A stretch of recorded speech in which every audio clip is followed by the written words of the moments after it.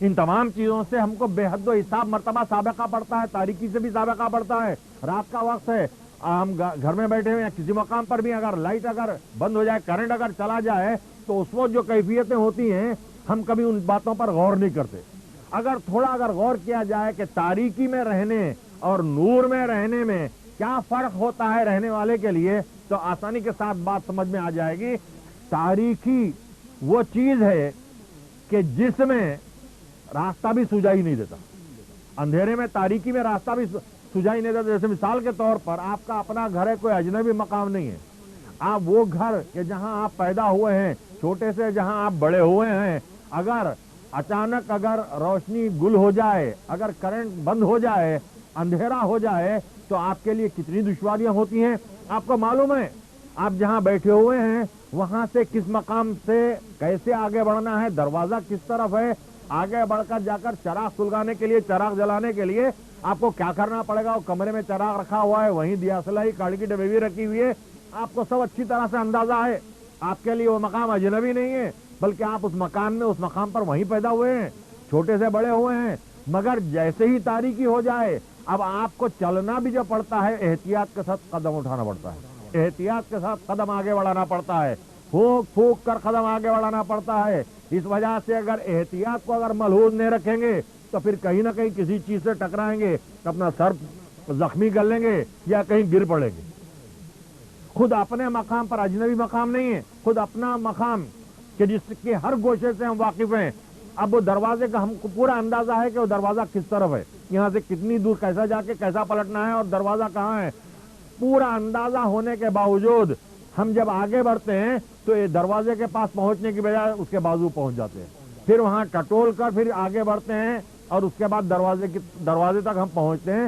تو تاریکی وہ چیز ہے کہ تاریکی میں کوئی چیز بھی سجائی نہیں دیتی، اور تاریکی وہ چیز ہے، اندھیرا وہ چیز ہے کہ جس میں اگر تاریکی میں اگر چلے جا رہے ہیں، اگر رسی پہ بھی اگر پاؤں پڑا تو اس کے منہ سے چیخ نکل جاتی ہے۔ یعنی تاریکی وہ چیز ہے کہ رسی پر پاؤں پڑتا ہے تو اس کو رسی نہیں بلکہ وہ کیا سمجھتا ہے، سانپ سمجھتا ہے۔ تاریکی شے کی اصلیت کو بتلاتی نہیں، اس کے نتیجے میں کیا ہوتا ہے، ڈر بھی ہوتا ہے، خوف بھی ہوتا ہے۔ تاریکی میں ڈر بھی ہے، خوف بھی ہے۔ ظاہر ہے کہ ہم آگے بڑھیں گے تو ڈر کے ساتھ، خوف کے ساتھ آگے بڑھیں گے کہ کہیں ایسا نہ ہو کہ ہم اپنے آپ کو کہیں زخمی نہ کر لیں۔ تو اس لیے ہم قدم آگے بھی بڑھاتے ہیں تو ہمارے ہر قدم کے ساتھ ڈر بھی موجود ہے، خوف بھی موجود ہے۔ اور یہ ڈر اور خوف جو رہتا ہے وہ کس حالت میں رہتا ہے، وہ تاریکی کی حالت میں ہوتا ہے۔ تو تاریکی میں یہ تمام باتیں ہیں کہ وہاں ڈر بھی ہے، خوف بھی ہے۔ لیکن جب اس کے پاس نعمت ایمان اگر موجود ہو تو اللہ تعالیٰ کیا کرتا ہے، جس کے پاس نعمت ایمان ہو تو اس کو اللہ تعالیٰ تاریکی سے نکال کر اس کو نور میں لا لیتا ہے، اس کو روشنی میں لا لیتا ہے۔ اور جب وہ روشنی میں آ جاتا ہے تو یہاں دھوکہ نہیں ہوتا، تاریکی میں دھوکہ ہے، روشنی میں دھوکہ نہیں ہوتا، بلکہ روشنی، نور وہ چیز ہے جہاں ہر چیز کی، ہر شے کی اصلیت ہماری نگاہوں کے سامنے موجود ہے۔ وہاں سانپ ہے تو سانپ نظر آتا ہے، وہاں رسی ہے تو رسی نظر آتی ہے، مگر اس کے برخلاف تاریکی میں کیا بات تھی، وہاں رسی پر بھی پاؤں پڑ رہا ہے تو وہاں کیا کیفیت ہوتی ہے، ڈر اور خوف آ جاتا ہے، سانپ سمجھتے ہیں، منہ سے چیخ نکل جاتی ہے۔ لیکن روشنی میں جب ہوتے ہیں، اگر رسی پر اگر پاؤں پڑا تو ویسا ہی ڈر اور خوف رہتا ہے جیسا تاریکی میں تھا۔ اب وہ ڈر اور خوف نہیں رہتا، بلکہ اطمینان کے ساتھ وہ رسی اگر اسنارا وہ آ رہی ہے تو رسی پہ پاؤں رکھ کر آگے بڑھتا ہے۔ اب اس کو نہ ڈر ہے نہ کوئی خوف ہے۔ تو یہ ڈر اور خوف کیوں نہیں ہے اس کو، اس کی اصل وجہ یہ ہے کہ وہ تاریکی میں نہیں ہے بلکہ نور میں ہے، روشنی میں ہے۔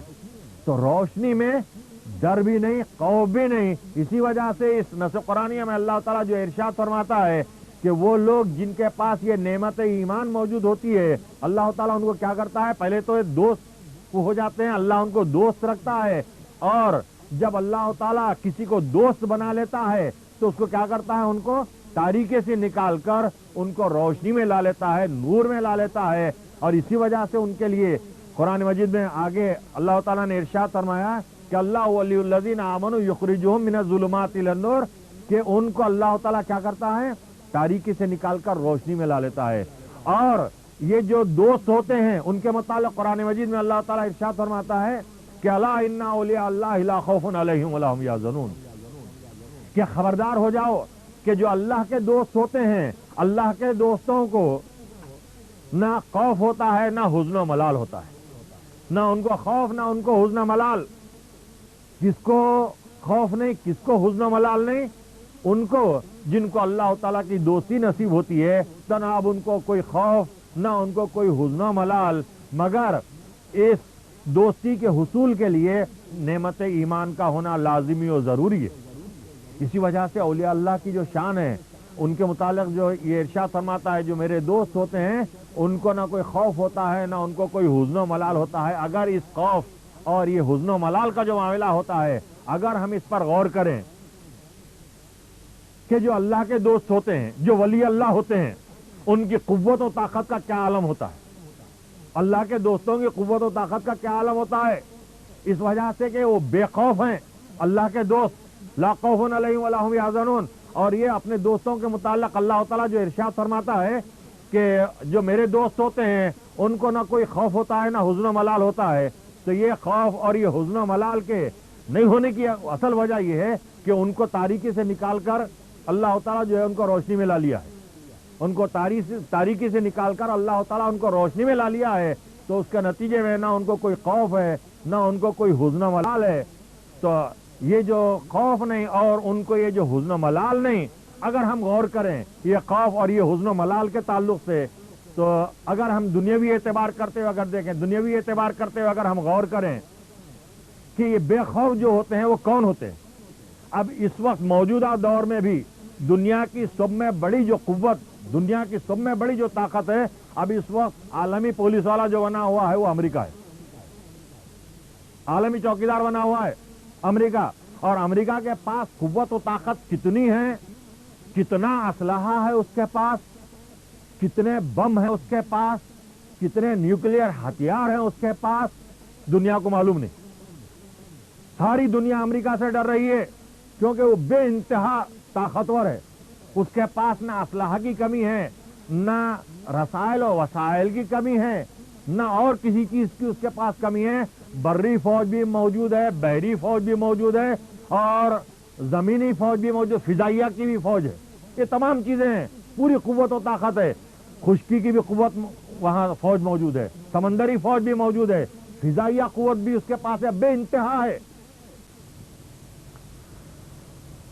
تو دنیاوی اعتبار کرتے ہوئے، قوت و طاقت کا لحاظ کرتے ہوئے اگر دیکھا جائے تو امریکہ اس وقت دنیا کی سپر پاور بنا ہوا ہے، بے حد و حساب اس کے پاس ہتھیار موجود ہیں، مگر اس کے باوجود امریکہ کے جو ذمہ دار ہیں ان سے آپ پوچھو کہ کیا تم کو کوئی خوف یا ڈر ہے یا تم بے خوف اور بے ڈر ہیں؟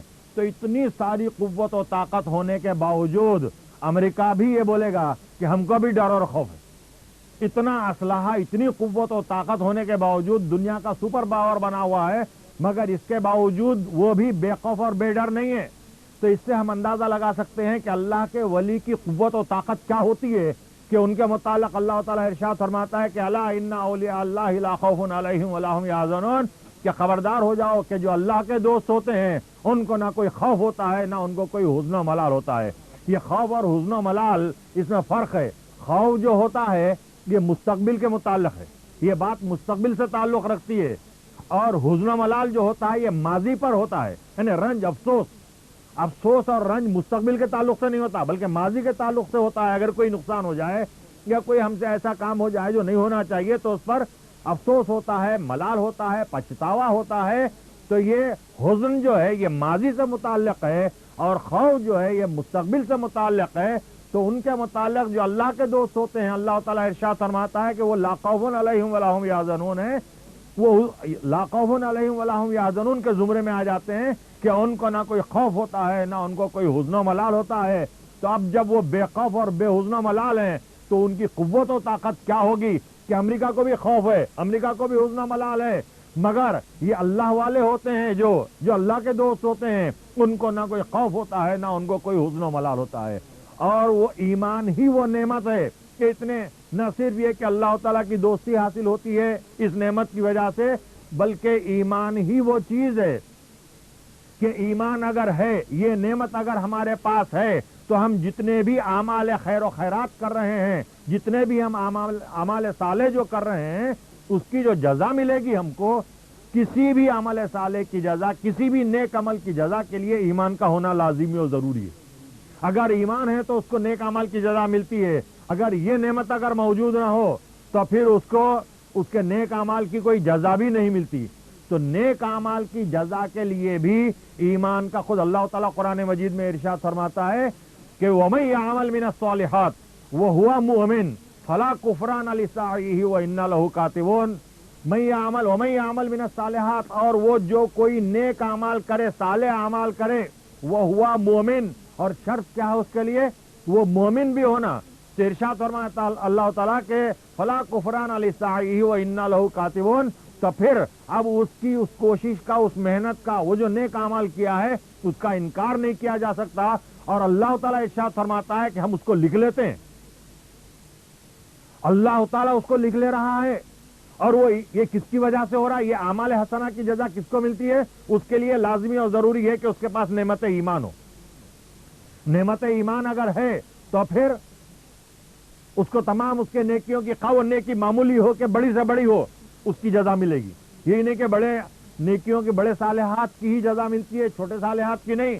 خواہ وہ معمولی سی نیکی بھی کیوں نہ ہو، اگر وہ راستے میں ایک پتھر پڑا ہوا ہے، اگر وہ پتھر کو اٹھا کر اگر بازو رکھ دے تو بھی اس کو اس کی جزا ملتی ہے، اس نیکی کی جزا ملتی ہے۔ ایک معمولی سی چیز ہے مگر اس کی بھی اس کو جزا ملے گی۔ مگر کسی چیز کی جزا کے لیے ایمان کا، نعمت ایمان کا ہونا لازمی اور ضروری ہے۔ اتنا ہی نہیں بلکہ ایمان وہ نعمت ہے کہ اس نعمت ہی کی وجہ سے اس کو عزت حاصل ہو رہی ہے۔ اور یہ عزت کون دے رہا ہے؟ ہم نہیں، بندے نہیں، مخلوق نہیں، بلکہ ان کی عزت کے متعلق خود قرآن گواہ ہے، اور خود اللہ تعالیٰ ارشاد فرماتا ہے۔ قرآن مجید میں اللہ تعالیٰ ارشاد فرماتا ہے کہ وَلِلَّهِ الْعِزَّةُ وَلِرَسُولِهِ وَلِلْمُؤْمِنِينَ وَلَكِنَّ الْمُنَافِقِينَ لَا يَعْلَمُونَ۔ اللہ کے لیے عزت ہے، رسول کے لیے عزت ہے، اور ایمان والوں کے لیے عزت ہے۔ تو عزت کس کس کے لیے ہے؟ اللہ کے لیے عزت ہے، وَلِلَّهِ الْعِزَّةُ وَلِرَسُولِهِ، اور رسول کے لیے بھی عزت ہے، وَلِلْمُؤْمِنِينَ۔ اگر رسول کے بعد، اللہ اور اس کے رسول صلی اللہ علیہ وسلم کے بعد اگر کوئی عزت والا ہے تو وہ کون ہے؟ وہ ایمان والا، جس کے پاس نعمت ایمان ہے وہ ہے عزت والا۔ اور یہاں تو یہ ارشاد ہو رہا ہے کہ عزت کس کے؟ یہ تین کے لیے ہے، اللہ کے لیے عزت ہے، رسول کے لیے عزت ہے، اور ایمان والوں کے لیے عزت ہے۔ اور ایک دوسری نص قرآنیہ دیکھیں گے تو اس نص قرآنیہ میں اللہ تعالیٰ ارشاد فرماتا ہے کہ وَلِلَّهِ الْعِزَّةُ جَمِيعًا، اللہ ہی کے لیے تمام کی تمام عزت، تمام عزت کس کے لیے ہے؟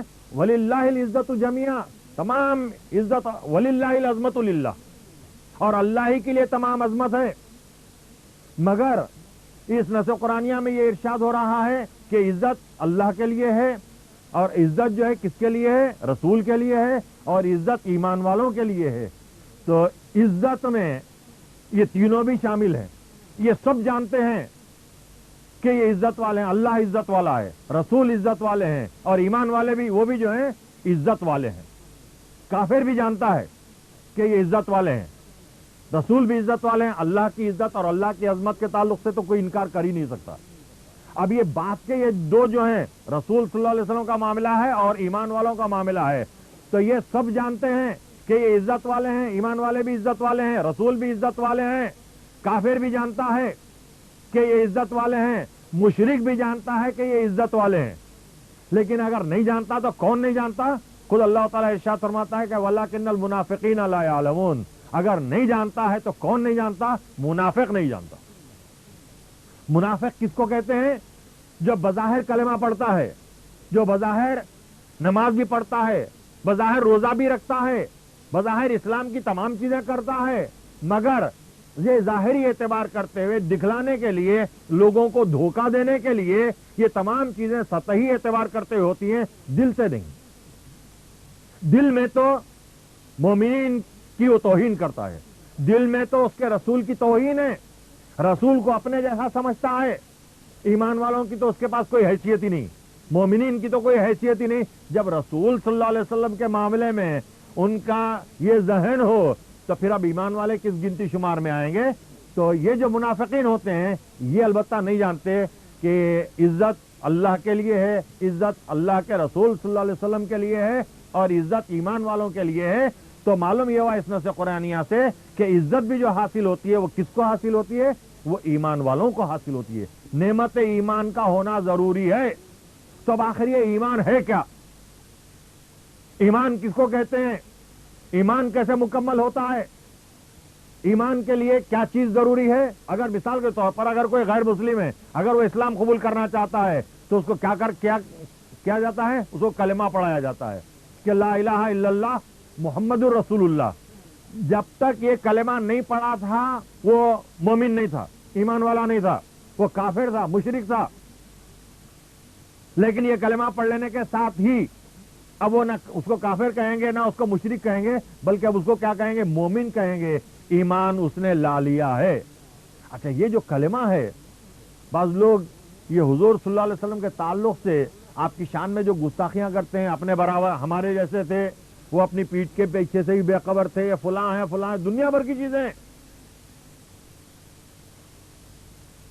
فتوے ہیں کہ محمد یہ علی جس کا نام ہے اس کو کوئی اختیار نہیں۔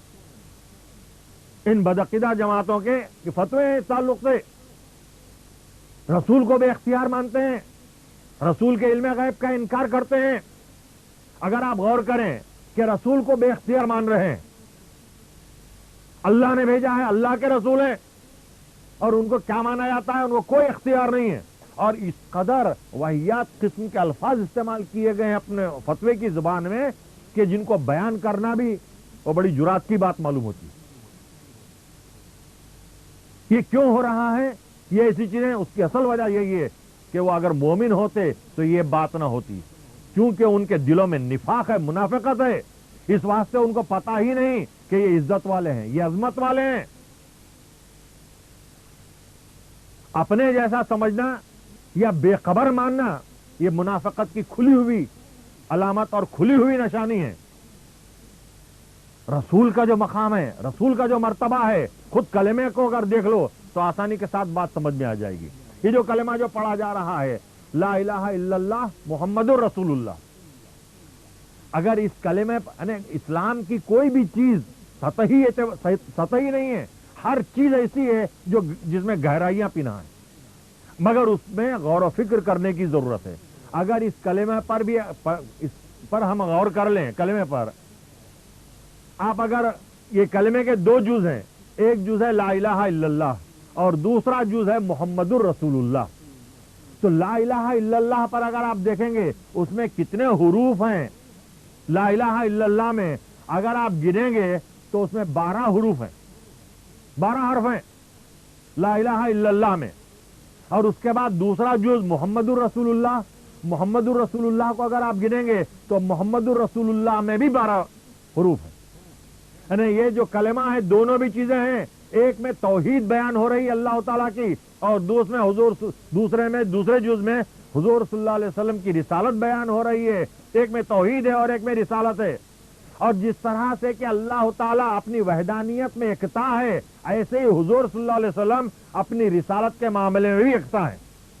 گروہ انبیاء میں بھی آپ کے برابری والا کوئی نہیں، دونوں میں 12 حروف ہیں۔ اتنا ہی نہیں بلکہ اور ایک نقطے کی بات یہ ہے کہ یہ دونوں جز بھی جو ہیں، لا الہ الا اللہ ایک جز ہے اور دوسرا جز ہے محمد الرسول اللہ، تو یہ دونوں جز میں بھی کسی حرف پر بھی نقطہ نہیں، بغیر نقطے کے ہیں۔ اور پھر دوسری چیز یہ کہ کلمے آج کل کیا کرتے ہیں؟ اللہ کو الگ، رسول کو الگ، لیکن کلمے میں اگر غور کر لیں تو معلوم ہوا کہ الگ ہو ہی نہیں سکتا۔ اللہ نے خود الگ نہیں کیا، اپنے کو الگ اور رسول کو الگ نہیں کیا۔ کلمے کو شروع کیا لا سے اور ختم کیا اپنے نام پر، لا الہ الا اللہ، اور اس کے بعد پھر کیا ارشاد فرمایا؟ اپنا نام آخر میں رکھا، پہلے جز میں لا سے شروع کیا، اللہ پر ختم کیا پہلے جز کو، اور دوسرا جز جو شروع کیا گیا ہے وہ کیسے شروع کیا گیا؟ اپنے محبوب صلی اللہ علیہ وسلم کے نام سے شروع کیا، محمد الرسول اللہ۔ اللہ، لا الہ الا اللہ، اللہ کے نام کے ساتھ ہی محمد الرسول اللہ۔ ایسا کلمہ نہیں ہے کہ لا الہ الا اللہ وہ محمد الرسول اللہ نہیں، यानी अपने और अपने महबूब सल्लल्लाहु अलैहि वसल्लम के दरमियान वाव को भी गवारा नहीं फरमाया हक सुब्हानहू व तआला ने। तो जब उनको अपने से जुदा नहीं किया खुद पैदा करने वाले ने, तो किसी इंसान की क्या मजाल कि अल्लाह को अलग करे और अल्लाह के रसूल सल्लल्लाहु अलैहि वसल्लम को अलग करे, मुमकिनात में से ही नहीं। इसलिए सब में पहली चीज तो यह है कि रिसालत के मामले में अकीदा जो होना चाहिए, हमारा अकीदा सही होना चाहिए, हमारा अकीदा दुरुस्त होना चाहिए। तो अब ये जैसे ही कोई गैर मुस्लिम कलेमा पढ़ा, इस्लाम कबूल कर लिया, अब उसको गैर मुस्लिम नहीं कहेंगे, बल्कि अब उसको क्या कहेंगे? मोमिन कहेंगे, ईमान वाला कहेंगे। अब ये जो ईमान वाला हो गया कलेमा पढ़ लेने के बाद, अब वो मोमिन हो गया। अब मोमिन हो जाने के बाद अगर गौर करें, ये जो मोमिन हुआ है ये किस चीज की वजह से हुआ? कलेमा पढ़ने की वजह से ना। अब ये कलेमे के दो जुज हैं। अगर कोई शख्स उम्र तमाम ला इलाहा इल्लल्लाह ला इलाहा इल्लल्लाह पढ़ता अगर बैठा रहे तो मोमिन नहीं, ईमान वाला नहीं। उसके बरखिलाफ अगर एक मरतबा भी मोहम्मदुर रसूलुल्लाह अगर कोई पढ़ ले तो मोमिन है, वो मुसलमान है। तो मालूम ही हुआ कि सारा ईमान का दारोमदार ईमान हकीकत में है क्या? मैं इस वजह से इस बात की वजाहत कर रहा हूं ताकि आप अच्छी तरह से ये बात समझ लें कि हकीकत में ईमान किसको कहते हैं, ईमान क्या है। तो ईमान नाम है मोहम्मदुर रसूलुल्लाह को मानने का। अगर ये माने तो फिर वो ईमान उसका मुकम्मल है, अगर ये ना माने तो फिर वो ईमानी नहीं, वो ईमानी नहीं है। और मोहम्मदुर रसूलुल्लाह को जिस तरह से मानना चाहिए उसी तरह से मानना पड़ेगा। अपने ख्याल का लिहाज करते हुए जैसा चाहे वैसा नहीं मान सकते। और जहां तक मोहम्मदुर रसूलुल्लाह का मामला है, उनको ये मत समझो कि तुम यहां हैदराबाद में बैठे हुए हैं और उनको मदीना मुनव्वरा की हद तक मत रखो।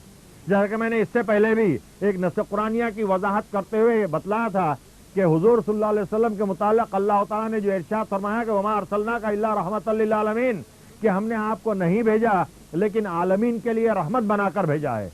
तो जब आप आलमीन के लिए रहमत हैं तो इसका मतलब ये कि आप हर कायनात के हर जर्रे जर्रे के साथ मौजूद हैं। हुजूर सल्लल्लाहु अलैहि वसल्लम कायनात के हर जर्रे जर्रे के साथ मौजूद हैं। कोई एक जर्रा भी बगैर आपके कोई मुमकिन ही नहीं। तो जब हर जर्रे में मौजूद हैं तो इसका साफ मतलब ये हुआ हमारे में भी मौजूद है, हमारे में भी मौजूद है। इस वास्ते कि हम अपने आप को कायनात से अलग नहीं कर सकते, हमारे में भी मौजूद है। और ये जो हमारे में मौजूद है ये बात मैं अपनी तरफ से नहीं अर्ज कर रहा हूं, बल्कि खुद अल्लाह ताला ने कुरान मजीद में इरशाद फरमाया है। अल्लाह एक मकाम पर अल्लाह ताला हुजूर सल्लल्लाहु अलैहि वसल्लम के मुतालिक इरशाद फरमाता है ईमान वालों को कि वालमू अन्ना फीकुम रसूल अल्लाह, कि जानो तुम कि तुम में अल्लाह के रसूल सल्लल्लाहु अलैहि वसल्लम मौजूद है, हमारे में मौजूद है। तो जब अल्लाह के रसूल सल्लल्लाहु अलैहि वसल्लम हमारे में मौजूद हैं तो कितने करीब है हमसे कितने करीब है। इतना ही नहीं, इस नस्ख़ कुरानिया में नहीं बल्कि एक और नस्ख़ कुरानिया में अल्लाह ताला एक और मकाम पर कुरान मजीद में इरशाद फरमाता है कि अन्नबी व औला बिल मोमिनीन मिन अनफुसिहिम, कि नबी मोमिनीन की जानों के मालिक हैं। एक तर्जुमा तो ये होता है इस नस्ख़ कुरानिया का, और एक तर्जुमा ये होता है कि नबी मोमिनीन की जानों से भी ज्यादा करीब है। अन्नबी व औला बिल मोमिनीन मिन अनफुसिहिम, कि नबी मोमिनीन की जानों से भी ज्यादा करीब हैं। या ये मानो कि मोमिनीन की जानों के वो मालिक हैं। तो इतना करीब है नबी ईमान वालों के कि उनकी जानों के मालिक हैं, उनकी जानों से भी ज्यादा करीब है। यही वजह है कि एक हदीस शरीफ में हुजूर सल्लल्लाहु अलैहि वसल्लम ने दुरूद शरीफ के मुतालिक जो इरशाद फरमाया कि बाज़ दुरूद ऐसे होते हैं जिसको फरिश्ते मुझ तक पहुंचाते हैं, और बाज़ दुरूद ऐसे होते हैं जिनको मैं खुद अपने कानों से सुनता हूं। तो वो कोई अलहदा दुरूद नहीं है कि ये दुरूद हैं। आपने ये इरशाद में फरमाया अगर तुम ये दुरूद पढ़ोगे तो इसको फरिश्ते पहुंचाएंगे, अगर ये दूसरा ये दुरूद शरीफ अगर पढ़ोगे तो इसको मैं खुद अपने कानों से सुनता हूं। ऐसे कोई दुरूद शरीफ अलहदा नहीं है, मगर आपका ये इरशाद है कि बाज़ दुरूद ऐसे होते हैं जिसको फरिश्ते मुझ तक पहुंचाते हैं, और बाज़ दुरूद ऐसे होते हैं जिनको मैं खुद अपने कानों से सुनता हूं। तो अगर हम गौर करें इन नुसूस की रोशनी में जिसमें अल्लाह ताला ये इरशाद फरमा है कि वालमू अन्ना फीकुम रसूल अल्लाह, कि जानो तुम कि तुम में अल्लाह के रसूल सल्लल्लाहु अलैहि वसल्लम मौजूद हैं। اور دوسرے مقام پر کیا ارشاد فرما رہا ہے کہ النبی اولا بالمؤمنین من انفسہم، کہ نبی مومنین کی جانوں سے بھی زیادہ قریب ہیں. اور اعمال کا جو دار و مدار ہوتا ہے ان دونوں نصوص کی روشنی میں اگر ہم غور کریں، اعمال کے متعلق بھی جو ارشاد ہوتا ہے کہ انما الاعمال بالنیات، کہ اعمال کا جو دار و مدار ہوتا ہے وہ کس پر ہوتا ہے؟ وہ نیتوں پر ہوتا ہے. اگر ہم یہ سمجھ کر پڑھیں گے کہ میں دکن میں ہوں اور اللہ کے رسول صلی اللہ علیہ وسلم مدینہ منورہ میں ہیں، تو ہم خود جب فاصلہ پیدا کریں گے تو ایسے ہی وہ درود ہوں گے جن کو فرشتے لے جاتے ہیں. اور جب ان نصوص کی روشنی میں جب یہ معلوم ہو چکا کہ ہماری جانوں سے بھی زیادہ قریب ہیں، وَعَلَمُوا أَنَّ فِيكُمْ رَسُولَ اللَّهِ، کہ جانو تم کہ تم میں اللہ کے رسول صلی اللہ علیہ وسلم موجود ہیں. جب یہ اس سمجھ کے ساتھ پڑھیں گے کہ میرے نبی میرے رسول مجھ سے دور نہیں ہیں بلکہ خود مجھ میں موجود ہیں، تو جب اس نیت کے ساتھ جب تم درود شریف پڑھو گے تو یقیناً وہ درود شریف وہ ہوتے ہیں جن کو خود اللہ کے رسول صلی اللہ علیہ وسلم اپنے کانوں سے سماعت فرمائیں گے. کوئی علیحدہ درود نہیں ہے. اور آپ کے جہاں تک مرتبے کا معاملہ ہے، آپ کے رتبے کا جو معاملہ ہے، جتنا ادب کرو گے وہ سرفرازی کی بات ہے اور ایمان کی ترقی کی بات ہے. اور اگر کوئی تھوڑا ذرہ برابر بھی اگر آپ کی شان میں اگر کوئی گستاخی ہو تو سوائے بربادی اور تباہی کی کوئی اور دوسری بات نہیں ہوگی. ان کے اختیارات کا انکار کیا جاتا ہے کہ ان کو کوئی اختیار نہیں. یہ فتوے ہیں کہ محمد یا علی جس کا نام ہے اس کو کوئی اختیار نہیں. کتنی عجیب بات نہیں ہے؟ یہ کون کہہ رہے ہیں؟ کلمہ پڑھنے والے ہیں، بظاہر نمازیں پڑھنے والے ہیں، ان کی پیشانیوں پر گٹھے بھی نظر آ رہے ہیں، مگر ذہن کی یہ کیفیت ہے، ان کے خیالات کا یہ حال ہے. حالانکہ اگر غور کریں، اگر مثال کے طور پر ہمارا کوئی بچہ اگر باہر جا رہا ہے، اب جیسا عام طور پر خاندانوں میں ہوتی ہیں یہ باتیں، اگر باہر ملازمت کے لیے جا رہا، اب اس کو انٹرویو دینے کے لیے مدراس جانا ہے یا بمبئی جانا ہے، تو اب جب وہ انٹرویو دینے کے لیے گھر سے جاتا ہے تو باپ کیا کرتا ہے؟ جاتے وقت اس کو کچھ پیسے دیتا ہے کہ یہ پیسے رکھو. اگر بمبئی جا رہا ہے تو اس کو پیسے دیتا ہے کہ 1000 روپے رہنے دو، یہ ٹکٹ وغیرہ آمد و رفت کا، اور وہاں 2 دن 3 دن رہنا پڑے گا تم کو، یہ کھانے پینے کے لیے جو ہے یہ تمہارے کام آئیں گے. اور ہر باپ اپنے بیٹے کو جو کچھ بھی پیسے دے گا، جو کچھ بھی رقم دے گا، اپنی حیثیت کے اعتبار کرتے ہوئے، ہر ایک اپنے حیثیت کا اعتبار کرتے ہوئے اپنے بیٹے کو دے گا اور اس کو اختیار دے گا کہ جو پیسے دیا ہوں یہ بچا کے لا کے میرے کو دینا نہیں ہے بلکہ اس کو خرچ کرو. اختیار ہے تمہیں، جو چاہے کرو، تکلیف مت اٹھاؤ. ہوتا ہے نا، ہر ایک کے ساتھ ہوتا ہے یہ. اور یہ جو رقم جو دی جاتی ہے، ہر شخص اپنی استطاعت کا لحاظ کرتے ہوئے، اپنی سکت کا لحاظ کرتے ہوئے اپنی اولاد کو رقم دیتا ہے. اگر زیادہ پیسے والا ہے، زیادہ دولت مند ہے تو وہ 1000 نہیں دے گا، 2-4 ہزار روپے دے گا. اور زیادہ پیسے والا ہے تو 5-10 ہزار دے گا، اچھی ہوٹل میں ٹھہرو، اچھا کھاؤ پیو. اختیارات دیتے ہیں نا. ہم جب دیکھتے ہیں کہ ہم اپنے بچے کو کسی مقام پر بھیجتے ہیں تو اس کو اختیارات دے کر بھیجتے ہیں، اور اللہ نے اپنے رسول کو بھیجا اور کوئی اختیار نہیں دیا. کتنی تعجب کی، کتنی حیرت کی بات نہیں ہے؟ یہ ایمان، اس کو ایمان کہیں گے یا اس سے بڑھ کر بے ایمانی میں سمجھتا ہوں شاید ہی کوئی ہو، کہ اللہ نے اپنے محبوب کو بھیجا ہے اور پھر ان کو کوئی اختیار نہیں دیا. اب ظاہر ہے کہ ایسے لوگوں کی جو صحبتوں میں بیٹھیں گے تو ظاہر ہے ان کا بھی جو ذہن بنے گا وہ اسی انداز کا ذہن بنے گا. اور اگر اس انداز کا اگر ذہن بن جائے، نبی کے معاملے میں ایسی اگر گستاخی اگر کسی کے قلب و ذہن میں اگر آ جائے تو پھر اس کے لیے دنیا کا بھی خسارہ ہے اور اس کے لیے آخرت کا بھی خسارہ ہے. نبی بے اختیار نہیں بلکہ بے حد و حساب ان کے اختیارات، ان کو اللہ تعالیٰ نے بے حد و حساب اختیارات دیا. اگر آپ واقعات دیکھیں، غالباً میں نے اس سے پہلے بھی کسی تقریر میں نے یہ بات بیان کی گواہی کے تعلق سے. میں اشارتاً اس کو میں بیان کرتے ہوئے آگے بڑھوں گا کہ حضور صلی اللہ علیہ وسلم نے گھوڑا خریدا تھا یہودی سے، ہوتے ہوا قزیمہ انصاری رضی اللہ تعالیٰ نے گواہی دی تھی کہ میں گواہی دیتا ہوں، حالانکہ آپ وہاں موجود نہیں تھے. قزیمہ انصاری رضی اللہ تعالیٰ نے دیکھا نہیں کہ حضور صلی اللہ علیہ وسلم نے اسے رقم دی، مگر بغیر دیکھے کہ آپ گواہی دیتے ہیں کہ میں گواہی دیتا ہوں اے یہودی کہ اللہ کے رسول صلی اللہ علیہ وسلم نے تجھے پیسے دیے ہیں اور تو نے پیسے لیے ہیں, تو نے گھوڑا بیچا ہے. تو حضور صلی اللہ علیہ وسلم مسکرا کر پلٹ کر جو دریافت کرتے ہیں کہ خزیمہ تم نے تو دیکھا نہیں, پھر گواہی کیسی دے رہے ہو؟ تو حضرت خزیمہ انصاری رضی اللہ تعالیٰ عنہ کیا ارشاد فرماتے ہیں کہ یا رسول اللہ, یہ گھوڑے کی کیا حیثیت ہے کہ بغیر دیکھے گواہی دے رہے ہیں؟ ہم تو آپ پر ایسا ایمان لائے ہیں کہ بے دیکھے خدا کی گواہی دے رہے ہیں. جب ہم بغیر دیکھے کہ اللہ کی گواہی دے رہے ہیں آپ کے ارشاد فرمانے پر, تو یہ گھوڑے کی کیا حیثیت ہے؟ جب خزیمہ انصاری رضی اللہ تعالیٰ نے یہ پیارا انداز اختیار کیا, یہ پیاری گواہی دی, تو اللہ کے رسول صلی اللہ علیہ وسلم نے ان کو محروم نہیں رکھا, ان کو نوازا. کیسے نوازا؟ ارشاد فرمایا کہ دیکھو اے لوگو, قرآن میں تو اللہ تعالیٰ نے ارشاد فرمایا کہ کسی معاملے میں بھی قابل قبول 2 اشخاص کی گواہی ہوگی. 2 اشخاص گواہی دینا تو وہ گواہی قابل اعتبار ہوگی. اگر کوئی ایک شخص گواہی دے تو اسلام کی نگاہ میں وہ قابل اعتبار نہیں.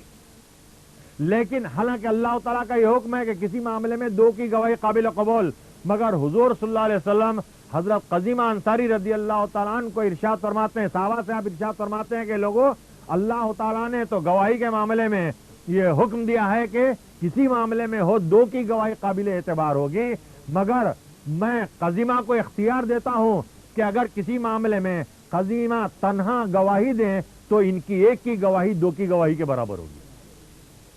دیکھو اللہ کا ایک حکم ہے, مگر رسول نے کسی کے لیے رعایت دے دی. ان کو اختیار ہے کہ احکام خداوندی میں بھی جس کسی کو چاہے جو چاہے اختیار دے دے. ایسے ہی یہ روزوں کے معاملے میں بھی ایک صحابی آتے ہیں, بخاری شریف کی حدیث ہے, حدیث شریف میں ارشاد ہوا ہے, یہ بیان ہوا ہے کہ ایک صحابی آتے ہیں اور کہتے ہیں کہ یا رسول اللہ صلی اللہ علیہ وسلم میرا روزہ ٹوٹ گیا. عمدن ان کا روزہ ٹوٹ جاتا ہے.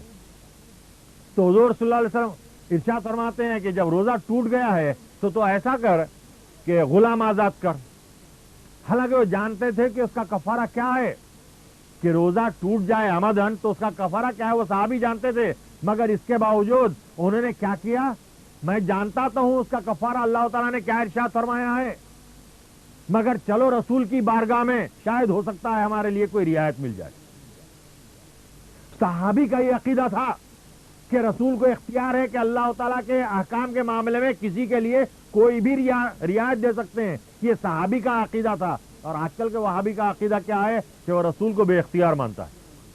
اور جب وہ صحابی اس نیت کے ساتھ رسول کی بارگاہ میں پہنچے تو رسول صلی اللہ علیہ وسلم نے ان کو مایوس بھی نہیں کیا. جب وہ آ کر پوچھتے ہیں کہ یا رسول اللہ صلی اللہ علیہ وسلم ایسا ایسا ہوا, میرا روزہ ٹوٹ گیا, تو آپ ارشاد فرماتے ہیں کہ غلام آزاد کر, وہ تیرے لیے کفارہ ہو جائے گا. تو اس پر وہ صحابی کہتے ہیں کہ یا رسول اللہ صلی اللہ علیہ وسلم مجھ میں اتنی استطاعت نہیں کہ میں غلام آزاد کروں, میں مفلس ہوں. تو دوسرا حکم کفارے کا آپ دوسرا حکم سناتے ہیں ان کو, اور یہ کہتے ہیں کہ جب غلام آزاد نہیں کر سکتا تو 60 مسکینوں کو 2 وقت کا کھانا کھلا. تو جب یہ حکم سناتے ہیں تو اس پر بھی وہ کہتے ہیں کہ یا رسول اللہ صلی اللہ علیہ وسلم میں نے عرض کیا نا کہ میں مفلس آدمی ہوں, میں 2 وقت کا کھانا 60 آدمیوں کو 2 وقت کا کھانا بھی نہیں کھلا سکتا. تو اس پر حضور صلی اللہ علیہ وسلم ارشاد فرماتے ہیں کہ جب وہ بھی نہیں ہو سکتا, غلام بھی آزاد نہیں کر سکتا, 60 مسکینوں کو 2 وقت کا کھانا بھی نہیں کھلا سکتا, تو پھر ایسا کر 60 مسلسل روزے رکھ. کیونکہ رمضان شریف کا کوئی روزہ اگر عمدن چھوڑ دیں یا توڑ دیں تو اس کا کفارہ کیا ہے؟ یہ 3 چیزیں ہیں, یا تو غلام آزاد کرنا, یا تو 60 مسکینوں کو 2 وقت کا کھانا کھلانا, یا یہ کہ 60 مسلسل روزے رکھنا. تو پہلے کی دونوں چیزوں کے متعلق ارشاد فرماتے ہیں کہ میں وہ بھی نہیں کر سکتا, میں یہ بھی نہیں کر سکتا. تو اس پر حضور صلی اللہ علیہ وسلم ارشاد فرماتے ہیں کہ پھر 60 مسلسل روزے رکھ. تو اس پر وہ صحابی کہتے ہیں کہ یا رسول اللہ صلی اللہ علیہ وسلم 30 روزوں میں یہ کیفیت ہوئی ہے, میں 60 روزے وہ بھی نہیں رکھ سکتا. اب اگر کوئی کسی مفتی کے پاس کوئی شخص پہنچے, یہ 3 ہی احکام ہیں, کوئی آج کے دور میں اگر کوئی کسی مفتی کے پاس پہنچے, یا آج کے دور میں ہو یا اس دور میں ہو, رسول کی بارگاہ سے ہٹ کر کسی اور مقام پر اگر کوئی جائے, کسی علامہ سے پوچھے, کسی مفتی سے پوچھے کہ روزے کا کفارہ کیا ہے, تو اب آج کل غلام کا تو رواج نہیں ہے. اب آج کے دور میں تو 2 ہی چیزیں ہیں, یا تو 60 مسکینوں کو 2 وقت کا کھانا کھلانا, یا 60 مسلسل روزے رکھنا. تو ظاہر ہے کہ مفتی یہی بیان کرے گا کہ تم نے آمدن روزہ توڑا ہے تو ایسا کرو کہ 60 مسلسل روزے رکھو یا 60 مسکینوں کو 2 وقت کا کھانا کھلاؤ۔ اگر یہ کوئی کہے کہ نہیں میں وہ بھی نہیں کر سکتا یہ بھی نہیں کر سکتا تو اس پر صاحب مفتی صاحب یہی کہے گا کہ جب نہیں کر سکتا تھا تو پھر مسئلہ پوچھنے کیوں آیا؟ جا جو تیرے دل میں آئے وہ کر لے۔ مسئلہ تو یہی ہے، کوئی بھی مفتی کوئی رعایت نہیں دے گا، کوئی بڑے سے بڑا علامہ بھی کوئی رعایت نہیں دے گا، مگر وہ صحابی کس کی بارگاہ میں تھے؟ اللہ کے رسول صلی اللہ علیہ وسلم کی بارگاہ میں تھے، بے اختیار کی بارگاہ میں نہیں بلکہ با اختیار کی بارگاہ میں تھے۔ تو جب وہ یہ کہتے ہیں کہ یا رسول اللہ صلی اللہ علیہ وسلم میں نہ غلام آزاد کر سکتا ہوں، نہ 60 مسکینوں کو 2 وقت کا کھانا کھلا سکتا ہوں، نہ 60 مسلسل روزے رکھ سکتا ہوں، تو حضور صلی اللہ علیہ وسلم ارشاد فرماتے ہیں اچھا باہر ٹھہرا رہے، بلائیں گے تو جب آنا۔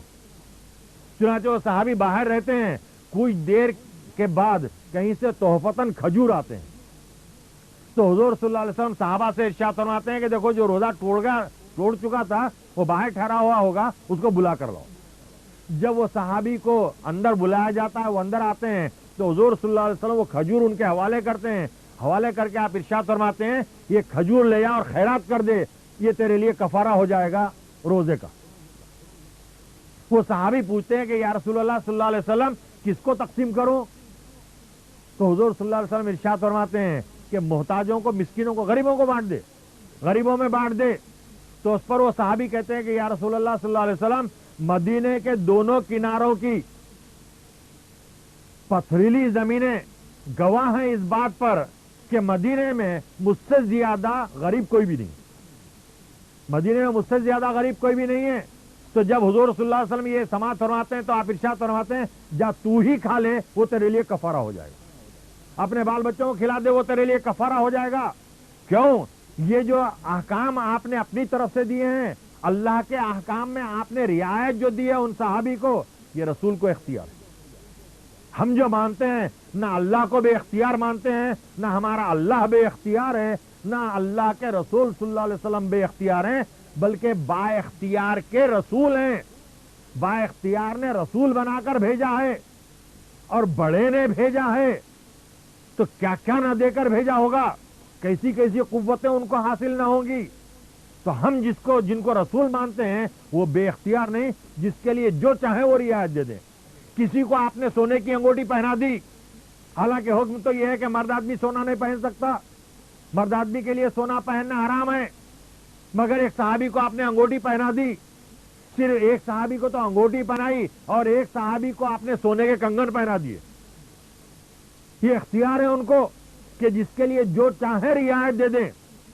تو اللہ کے رسول صلی اللہ علیہ وسلم وہ بے اختیار نہیں ہیں بلکہ وہ با اختیار ہیں، وہ جس کو جو چاہیں سہولت دے دیں۔ تو اس لیے خصوصیت کے ساتھ یہ ضروری ہے کہ آج کے دور میں جو گمراہی پھیلائی جا رہی ہے حضور صلی اللہ علیہ وسلم کی ذات گرامی کے تعلق سے، مسلمانوں کو یہ چاہیے کہ ایسے عقائد سے اپنے آپ کو بچائیں، ایسے عقائد سے اپنے آپ کو بچائیں، اپنے آپ کو محفوظ رکھیں۔ اگر ایسے لوگوں کی صحبت میں بھی اگر ہم بیٹھیں گے تو ان کی وہ صحبت ہمارے لیے وبال ہوگی۔ اللہ کے رسول صلی اللہ علیہ وسلم کا جو مقام ہے، آپ کا جو مرتبہ ہے، اور صحابہ کی جو چاہت حضور صلی اللہ علیہ وسلم کے تعلق سے، جنگ احد میں جب کفار و مشرکین کا لشکر ہجوم کرتا، حضور صلی اللہ علیہ وسلم پر حملہ کرنے کے لیے آگے بڑھتا ہے، تو حضور صلی اللہ علیہ وسلم کو صحابہ وہاں موجود رہتے ہیں۔ آپ ارشاد فرماتے ہیں کہ کوئی ہے کہ جو مجھ پر اپنی جان قربان کر دے۔ سیرت النبی میں یہ واقعہ بیان کیا گیا ہے، یہ روایت ہے، یہ سلیمان ندوی نے جو لکھی ہے۔ تو حضرت زیاد بن سکن رضی اللہ تعالیٰ عنہ وہ 4-5 اپنے ساتھیوں کو لے کر وہ کفار و مشرکین کی مدافعت کے لیے آگے بڑھتے ہیں حضور صلی اللہ علیہ وسلم کو بچانے کے لیے، اور آپ کے ساتھی، آپ کے تمام ساتھی شہید ہو جاتے ہیں۔ بہرحال وہ کفار و مشرکین کو بھگا دیتے ہیں، وہ بھاگ جاتے ہیں، کچھ قتل ہو جاتے ہیں، کچھ بھاگ جاتے ہیں، مگر یہ بھی زخموں سے، زیاد بن سکن رضی اللہ تعالیٰ عنہ بھی زخموں سے چور چور ہو جاتے ہیں، بے حساب زخمی ہو جاتے ہیں۔ لوگ تو یہ سمجھتے ہیں کہ وہ بھی شہید ہو گئے۔ حضور صلی اللہ علیہ وسلم ارشاد فرماتے ہیں کہ دیکھو کہاں ہے زیاد بن سکن، اس کو اٹھاؤ اور میرے پاس لاؤ۔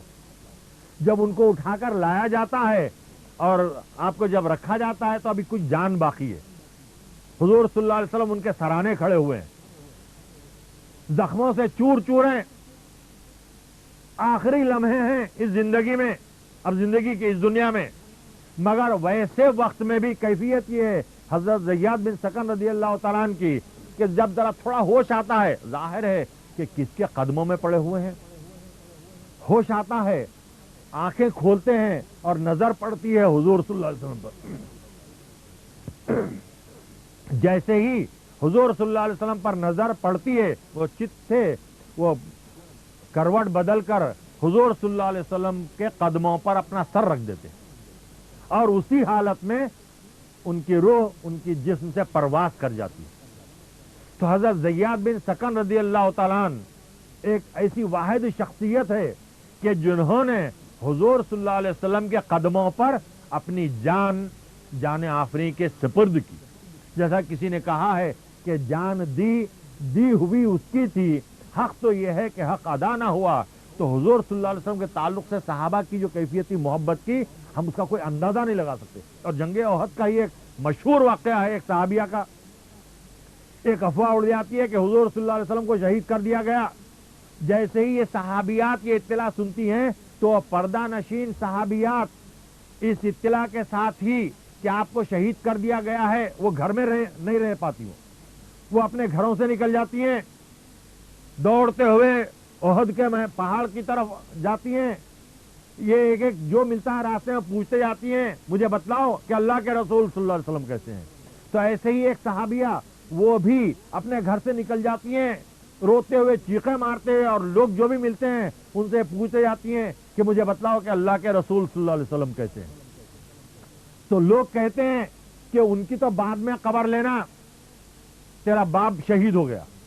تو وہ یہ سنتی ہیں کہ باپ شہید ہو گئے تو اس پر وہ کہتی ہیں کہ اللہ کے رسول پر وہ قربان, مجھے یہ بتلاؤ کہ اللہ کے رسول صلی اللہ علیہ وسلم کیسے ہیں.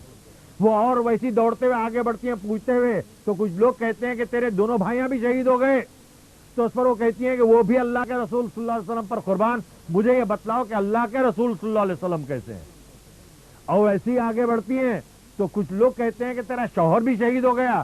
تو اس پر وہ کہتی ہیں کہ وہ بھی اللہ کے رسول صلی اللہ علیہ وسلم پر قربان, مجھے یہ بتلاؤ کہ اللہ کے رسول صلی اللہ علیہ وسلم کیسے ہیں. اور جب کچھ اور دور آگے بڑھتی ہیں حضور صلی اللہ علیہ وسلم پر جب ان صحابیہ کی نظر پڑتی ہے تو وہ کہہ اٹھتی ہیں کہ آپ کو دیکھ لیا اب کوئی رنج اور غم باقی ہی نہیں رہے. کیا محبت تھی حضور صلی اللہ علیہ وسلم سے مسلمانوں کی, ایمان والوں کی. یہ واقعات بہت کافی وافی ہیں. کتنی محبت تھی, اور جب تک کا کہ ایمان والے کے دل میں حضور صلی اللہ علیہ وسلم کی محبت نہ ہوگی اس وقت تک وہ اس کا ایمان بھی مکمل نہیں ہوتا. دیکھو محبت کا جہاں تک معاملہ ہے, اللہ بھی اپنے محبوب سے کیسی محبت فرماتا ہے. دیکھو ہر کوئی یہ چاہتا ہے کہ اللہ ہم سے راضی رہے, ہر کوئی یہ چاہتا ہے کہ اللہ ہم سے راضی رہے. اطاعت کرتے ہیں, اللہ کی فرما برداری کرتے ہیں, اللہ تعالیٰ کے جو احکامات ہیں ان احکامات کی ہم تعمیل کرتے ہیں, ان احکامات کی ہم پابندی کرتے ہیں. منشا یہ رہتا ہے کہ اللہ ہم سے راضی ہو جائے, اور ظاہر ہے کہ جس سے اللہ راضی ہو جائے گا اب اس کو کوئی پریشانی نہیں, کوئی تردد نہیں. تو ہر کوئی اللہ کو راضی کرنے کے لیے محنتیں مشقتیں برداشت کر رہا ہے. گرما کا موسم ہے, سخت ترین گرما. منافق کس کو کہتے ہیں؟ جو بظاہر کلمہ پڑھتا ہے, جو بظاہر نماز بھی پڑھتا ہے, بظاہر روزہ بھی رکھتا ہے, بظاہر اسلام کی تمام چیزیں کرتا ہے, مگر یہ ظاہری اعتبار کرتے ہوئے دکھلانے کے لیے, لوگوں کو دھوکہ دینے کے لیے یہ تمام چیزیں سطحی اعتبار کرتے ہوئے ہوتی ہیں, دل سے نہیں. دل میں تو مومنین کی وہ توہین کرتا ہے, دل میں تو اس کے رسول کی توہین ہے, رسول کو اپنے جیسا سمجھتا ہے. ایمان والوں کی تو اس کے پاس کوئی حیثیت ہی نہیں, مومنین کی تو کوئی حیثیت ہی نہیں. جب رسول صلی اللہ علیہ وسلم کے معاملے میں ان کا یہ ذہن ہو تو پھر اب ایمان والے کس گنتی شمار میں آئیں گے. تو یہ جو منافقین ہوتے ہیں یہ البتہ نہیں جانتے کہ عزت اللہ کے لیے ہے, عزت اللہ کے رسول صلی اللہ علیہ وسلم کے لیے ہے, اور عزت ایمان والوں کے لیے ہے. تو معلوم یہ ہوا اس نص قرآنیہ سے کہ عزت بھی جو حاصل ہوتی ہے وہ کس کو حاصل ہوتی ہے؟ وہ ایمان والوں کو حاصل ہوتی ہے. نعمت ایمان کا ہونا ضروری ہے. تو اب آخر یہ ایمان ہے کیا؟ ایمان کس کو کہتے ہیں؟ ایمان کیسے مکمل ہوتا ہے؟ ایمان کے لیے کیا چیز ضروری ہے؟ اگر مثال کے طور پر اگر کوئی غیر مسلم ہے، اگر وہ اسلام قبول کرنا چاہتا ہے تو اس کو کیا جاتا ہے؟ اس کو کلمہ پڑھایا جاتا ہے کہ لا الہ الا اللہ محمد الرسول اللہ. جب تک یہ کلمہ نہیں پڑھا تھا وہ مومن نہیں تھا، ایمان والا نہیں تھا، وہ کافر تھا، مشرک تھا. لیکن یہ کلمہ پڑھ لینے کے ساتھ ہی اب وہ نہ اس کو کافر کہیں گے نہ اس کو مشرک کہیں گے، بلکہ اب اس کو کیا کہیں گے؟ مومن کہیں گے. ایمان اس نے لا لیا ہے. اچھا، یہ جو کلمہ ہے، بعض لوگ یہ حضور صلی اللہ علیہ وسلم کے تعلق سے آپ کی شان میں جو گستاخیاں کرتے ہیں، اپنے برابر ہمارے جیسے تھے، وہ اپنی پیٹھ کے پیچھے سے ہی بے خبر تھے، یہ فلاں ہیں فلاں ہیں، دنیا بھر کی چیزیں ہیں.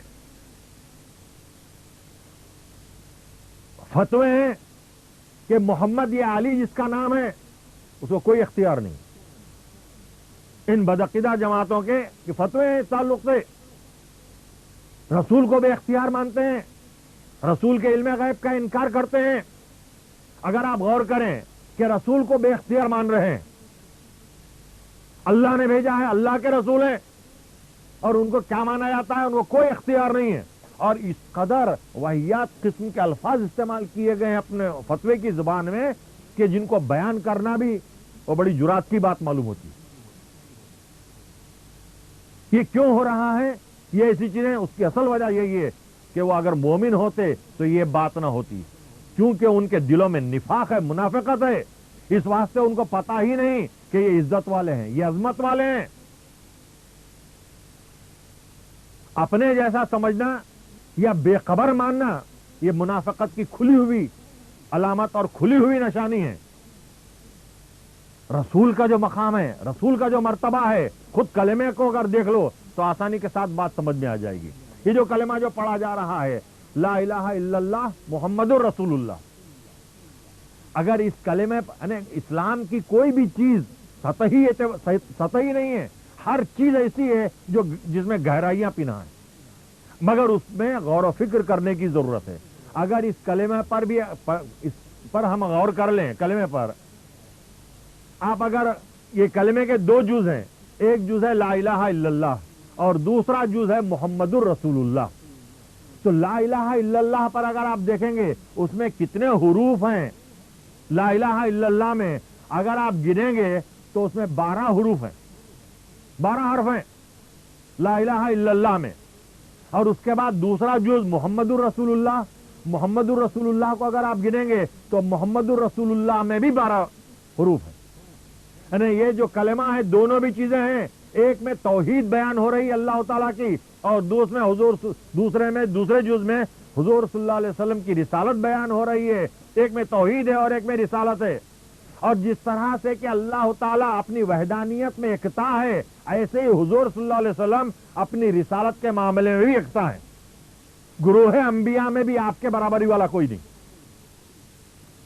دونوں میں 12 حروف ہیں. اتنا ہی نہیں بلکہ اور ایک نقطے کی بات یہ ہے کہ یہ دونوں جز بھی جو ہیں، لا الہ الا اللہ ایک جز ہے اور دوسرا جز ہے محمد الرسول اللہ. تو یہ دونوں جز میں بھی کسی حرف پر بھی نقطہ نہیں، بغیر نقطے کے ہیں. اور پھر دوسری چیز یہ کہ کلمے آج کل کیا کرتے ہیں، اللہ کو الگ رسول کو الگ. لیکن کلمے میں اگر غور کر لیں تو معلوم ہوا کہ الگ ہو ہی نہیں سکتا. اللہ نے خود الگ نہیں کیا، اپنے کو الگ اور رسول کو الگ نہیں کیا. کلمے کو شروع کیا لا سے اور ختم کیا اپنے نام پر، لا الہ الا اللہ.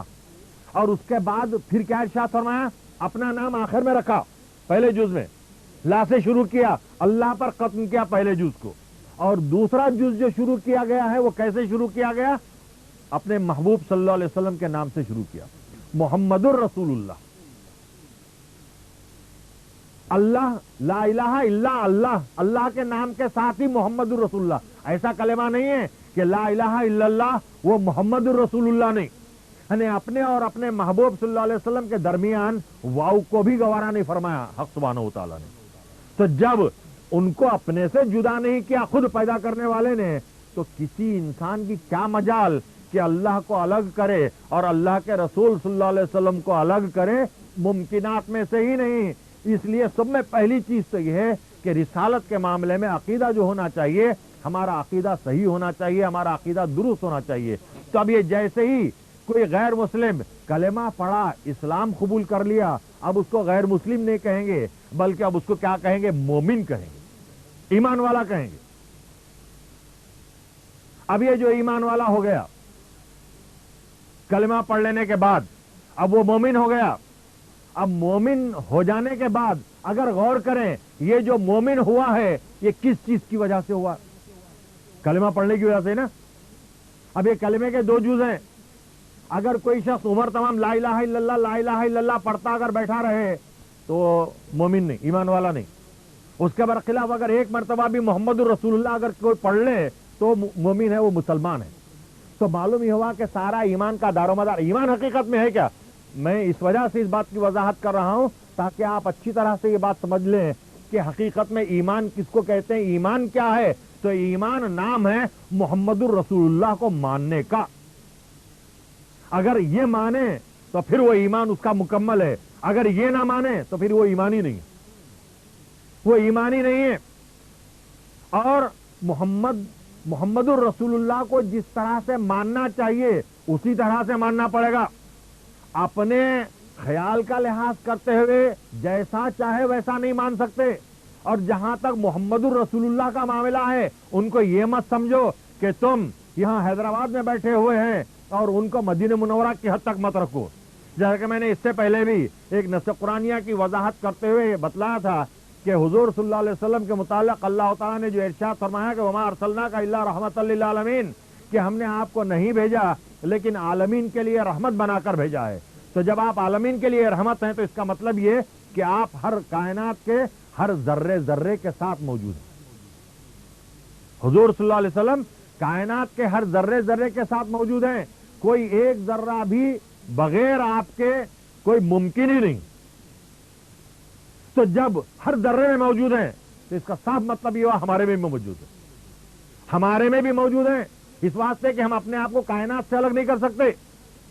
ہمارے میں بھی موجود ہیں اور یہ جو ہمارے میں موجود ہیں یہ بات میں اپنی طرف سے نہیں عرض کر رہا ہوں بلکہ خود اللہ تعالیٰ نے قرآن مجید میں ارشاد فرمایا ہے اللہ ایک مقام پر اللہ تعالیٰ حضور صلی اللہ علیہ وسلم کے متعلق ارشاد فرماتا ہے ایمان والوں کو کہ وَاعْلَمُوا أَنَّ فِيكُمْ رسول اللہ کہ جانو تم کہ تم میں اللہ کے رسول صلی اللہ علیہ وسلم موجود ہیں ہمارے میں موجود ہیں تو جب اللہ کے رسول صلی اللہ علیہ وسلم ہمارے میں موجود ہیں تو کتنے قریب ہیں ہم سے کتنے قریب ہیں اتنا ہی نہیں اس نص قرآنیہ میں نہیں بلکہ ایک اور نص قرآنیہ میں اللہ تعالیٰ ایک اور مقام پر قرآن مجید میں ارشاد فرماتا ہے کہ النبی اولیٰ بالمؤمنین من انفسہم کہ نبی مومنین کی جانوں کے مالک ہیں ایک ترجمہ تو یہ ہوتا ہے اس نص قرآنیہ کا اور ایک ترجمہ یہ ہوتا ہے کہ نبی مومنین کی جانوں سے بھی زیادہ قریب ہے النبی اولیٰ بالمؤمنین من انفسہم کہ نبی مومنین کی جانوں سے بھی زیادہ قریب ہیں یا یہ مانو کہ مومنین کی جانوں کے وہ مالک ہیں تو اتنا قریب ہے نبی ایمان والوں کے کہ ان کی جانوں کے مالک ہیں ان کی جانوں سے بھی زیادہ قریب ہیں یہی وجہ ہے کہ ایک حدیث شریف میں حضور صلی اللہ علیہ وسلم نے درود شریف کے متعلق جو ارشاد فرمایا کہ بعض درود ایسے ہوتے ہیں جس کو فرشتے مجھ تک پہنچاتے ہیں اور بعض درود ایسے ہوتے ہیں جن کو میں خود اپنے کانوں سے سنتا ہوں تو وہ کوئی علیحدہ درود نہیں ہے کہ یہ درود ہیں آپ نے یہ ارشاد میں فرمایا اگر تم یہ درود پڑھو گے تو اس کو فرشتے پہنچائیں گے اگر یہ دوسرا یہ درود شریف اگر پڑھو گے تو اس کو میں خود اپنے کانوں سے سنتا ہوں ایسے کوئی درود شریف علیحدہ نہیں ہے مگر آپ کا یہ ارشاد ہے کہ بعض درود ایسے ہوتے ہیں جس کو فرشتے مجھ تک پہنچاتے ہیں اور بعض درود ایسے ہوتے ہیں جن کو میں خود اپنے کانوں سے سنتا ہوں تو اگر ہم غور کریں ان نصوص کی روشنی میں جس میں اللہ تعالیٰ یہ ارشاد فرما رہا ہے کہ وَاعْلَمُوا أَنَّ فِيكُمْ رَسُولَ اللَّهِ کہ جانو تم کہ تم میں اللہ کے رسول صلی اللہ علیہ وسلم موجود ہیں اور دوسرے مقام پر کیا ارشاد فرما رہا ہے کہ النبی اولیٰ بالمؤمنین من انفسہم کہ نبی مومنین کی جانوں سے بھی زیادہ قریب ہیں اور اعمال کا جو دار و مدار ہوتا ہے ان دونوں نصوص کی روشنی میں اگر ہم غور کریں اعمال کے متعلق بھی جو ارشاد ہوتا ہے کہ انما الاعمال بالنیات کہ اعمال کا جو دار و مدار ہوتا ہے وہ کس پر ہوتا ہے وہ نیتوں پر ہوتا ہے اگر ہم یہ سمجھ کر پڑھیں گے کہ میں دکن میں ہوں اور اللہ کے رسول صلی اللہ علیہ وسلم مدینہ منورہ میں ہیں، تو ہم خود جب فاصلہ پیدا کریں گے تو ایسے ہی وہ درود ہوں گے جن کو فرشتے لے جاتے ہیں۔ اور جب ان نصوص کی روشنی میں جب یہ معلوم ہو چکا کہ ہماری جانوں سے بھی زیادہ قریب ہیں، وَعَلَمُوا أَنَّ فِيكُمْ رَسُولَ اللَّهِ، کہ جانو تم کہ تم میں اللہ کے رسول صلی اللہ علیہ وسلم موجود ہیں، جب یہ اس سمجھ کے ساتھ پڑھیں گے کہ میرے نبی میرے رسول مجھ سے دور نہیں ہیں بلکہ خود مجھ میں موجود ہیں، تو جب اس نیت کے ساتھ جب تم درود شریف پڑھو گے تو یقیناً وہ درود شریف وہ ہوتے ہیں جن کو خود اللہ کے رسول صلی اللہ علیہ وسلم اپنے کانوں سے سماعت فرمائیں گے۔ کوئی علیحدہ درود نہیں ہے۔ اور آپ کے جہاں تک مرتبے کا معاملہ ہے، آپ کے رتبے کا جو معاملہ ہے، جتنا ادب کرو گے وہ سرفرازی کی بات ہے اور ایمان کی ترقی کی بات ہے۔ اور اگر کوئی تھوڑا ذرہ برابر بھی اگر آپ کی شان میں اگر کوئی گستاخی ہو تو سوائے بربادی اور تباہی کی کوئی اور دوسری بات نہیں ہوگی۔ ان کے اختیارات کا انکار کیا جاتا ہے کہ ان کو کوئی اختیار نہیں۔ یہ فتوے ہیں کہ محمد یا علی جس کا نام ہے اس کو کوئی اختیار نہیں۔ کتنی عجیب بات نہیں ہے؟ یہ کون کہہ رہے ہیں؟ کلمہ پڑھنے والے ہیں، بظاہر نمازیں پڑھنے والے ہیں، ان کی پیشانیوں پر گٹھے بھی نظر آ رہے ہیں، مگر ذہن کی یہ کیفیت ہے، ان کے خیالات کا یہ حال ہے۔ حالانکہ اگر غور کریں، اگر مثال کے طور پر ہمارا کوئی بچہ اگر باہر جا رہا ہے، اب جیسا عام طور پر خاندانوں میں ہوتی ہیں یہ باتیں، اگر باہر ملازمت کے لیے جا رہا، اب اس کو انٹرویو دینے کے لیے مدراس جانا ہے یا بمبئی جانا ہے، تو اب جب وہ انٹرویو دینے کے لیے گھر سے جاتا ہے تو باپ کیا کرتا ہے؟ جاتے وقت اس کو کچھ پیسے دیتا ہے کہ یہ پیسے رکھو۔ اگر بمبئی جا رہا ہے تو اس کو پیسے دیتا ہے کہ 1000 روپے رہنے دو، یہ ٹکٹ وغیرہ آمد و رفت کا، اور وہاں 2 دن 3 دن رہنا پڑے گا تم کو، یہ کھانے پینے کے لیے جو ہے یہ تمہارے کام آئیں گے۔ اور ہر باپ اپنے بیٹے کو جو کچھ بھی پیسے دے گا، جو کچھ بھی رقم دے گا، اپنی حیثیت کے اعتبار کرتے ہوئے، ہر ایک اپنے حیثیت کا اعتبار کرتے ہوئے اپنے بیٹے کو دے گا اور اس کو اختیار دے گا کہ جو پیسے دیا ہوں یہ بچا کے لا کے میرے کو دینا نہیں ہے بلکہ اس کو خرچ کرو، اختیار ہے تمہیں، جو چاہے کرو، تکلیف مت اٹھاؤ۔ ہوتا ہے نا، ہر ایک کے ساتھ ہوتا ہے یہ۔ اور یہ جو رقم جو دی جاتی ہے، ہر شخص اپنی استطاعت کا لحاظ کرتے ہوئے، اپنی سکت کا لحاظ کرتے ہوئے اپنی اولاد کو رقم دیتا ہے۔ اگر زیادہ پیسے والا ہے، زیادہ دولت مند ہے تو وہ 1000 نہیں دے گا، 2-4 ہزار روپے دے گا۔ اور زیادہ پیسے والا ہے تو 5-10 ہزار دے گا، اچھی ہوٹل میں ٹھہرو، اچھا کھاؤ پیو، اختیارات دیتے ہیں نا۔ ہم جب دیکھتے ہیں کہ ہم اپنے بچے کو کسی مقام پر بھیجتے ہیں تو اس کو اختیارات دے کر بھیجتے ہیں، اور اللہ نے اپنے رسول کو بھیجا اور کوئی اختیار نہیں دیا۔ کتنی تعجب کی، کتنی حیرت کی بات نہیں ہے؟ یہ ایمان، اس کو ایمان کہیں گے یا اس سے بڑھ کر بے ایمانی میں سمجھتا ہوں شاید ہی کوئی ہو، کہ اللہ نے اپنے محبوب کو بھیجا ہے اور پھر ان کو کوئی اختیار نہیں دیا۔ اب ظاہر ہے کہ ایسے لوگوں کی جو صحبتوں میں بیٹھیں گے تو ظاہر ہے ان کا بھی جو ذہن بنے گا وہ اسی انداز کا ذہن بنے گا، اور اگر اس انداز کا اگر ذہن بن جائے، نبی کے معاملے میں ایسی اگر گستاخی اگر کسی کے قلب و ذہن میں اگر آ جائے تو پھر اس کے لیے دنیا کا بھی خسارہ ہے اور اس کے لیے آخرت کا بھی خسارہ ہے۔ نبی بے اختیار نہیں بلکہ بے حد و حساب ان کے اختیارات، ان کو اللہ تعالیٰ نے بے حد و حساب اختیارات دیا ہے۔ اگر آپ واقعات دیکھیں، غالباً میں نے اس سے پہلے بھی کسی تقریر میں نے یہ بات بیان کی گواہی کے تعلق سے، میں اشارتاً اس کو میں بیان کرتے ہوئے آگے بڑھوں گا کہ حضور صلی اللہ علیہ وسلم نے گھوڑا خریدا تھا یہودی سے، ہوتے ہوتے حضرت قزیمہ انصاری رضی اللہ تعالیٰ عنہ نے گواہی دی تھی کہ میں گواہی دیتا ہوں، حالانکہ آپ وہاں موجود نہیں تھے۔ قزیمہ انصاری رضی اللہ تعالیٰ عنہ نے دیکھا نہیں کہ حضور صلی اللہ علیہ وسلم نے اسے رقم دی، مگر بغیر دیکھے کہ آپ گواہی دیتے ہیں کہ میں گواہی دیتا ہوں اے یہودی کہ اللہ کے رسول صلی اللہ علیہ وسلم نے تجھے پیسے دیے ہیں اور تو نے پیسے لیے ہیں، تو نے گھوڑا بیچا ہے۔ تو حضور صلی اللہ علیہ وسلم مسکرا کر پلٹ کر جو دریافت کرتے ہیں کہ قزیمہ تم نے تو دیکھا نہیں، پھر گواہی کیسی دے رہے ہو؟ تو حضرت قزیمہ انصاری رضی اللہ تعالیٰ عنہ کیا ارشاد فرماتے ہیں کہ یا رسول اللہ، یہ گھوڑے کی کیا حیثیت ہے کہ بغیر دیکھے گواہی دے رہے ہیں؟ ہم تو آپ پر ایسا ایمان لائے ہیں کہ بے دیکھے خدا کی گواہی دے رہے ہیں. جب ہم بغیر دیکھے کہ اللہ کی گواہی دے رہے ہیں آپ کے ارشاد فرمانے پر, تو یہ گھوڑے کی کیا حیثیت ہے؟ جب خزیمہ انصاری رضی اللہ تعالیٰ نے یہ پیارا انداز اختیار کیا, یہ پیاری گواہی دی, تو اللہ کے رسول صلی اللہ علیہ وسلم نے ان کو محروم نہیں رکھا, ان کو نوازا. کیسے نوازا؟ ارشاد فرمایا کہ دیکھو اے لوگو, قرآن میں تو اللہ تعالیٰ نے ارشاد فرمایا کہ کسی معاملے میں بھی قابل قبول 2 اشخاص کی گواہی ہوگی. 2 اشخاص گواہی دینا تو وہ گواہی قابل اعتبار ہوگی. اگر کوئی ایک شخص گواہی دے تو اسلام کی نگاہ میں وہ قابل اعتبار نہیں.